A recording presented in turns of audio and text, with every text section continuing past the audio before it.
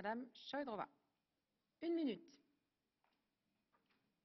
Děkuji, vážená paní předsedající. Pane předsedo, pane komisaři, Turecko bylo a je naším důležitým spojencem v NATO a partnerem při řešení migrační krize.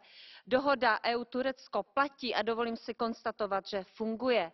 Posilování prezidentských pravomocí navržené v referendu sice získalo většinu, ale velmi těsnou. A prezident Erdogan by si měl uvědomit, že nemá silný mandát pro tak zásadní změny. Já bych chtěla vyzvat také komisaře, aby Evropská komise začala jednat o nové formě spolupráce, tak jak to zde uvedl předseda frakce EPP Manfred Weber, o oborové spolupráci.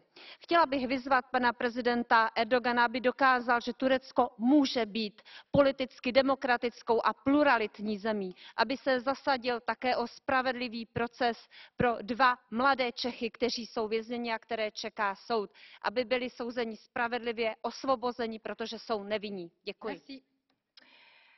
Madame Ward.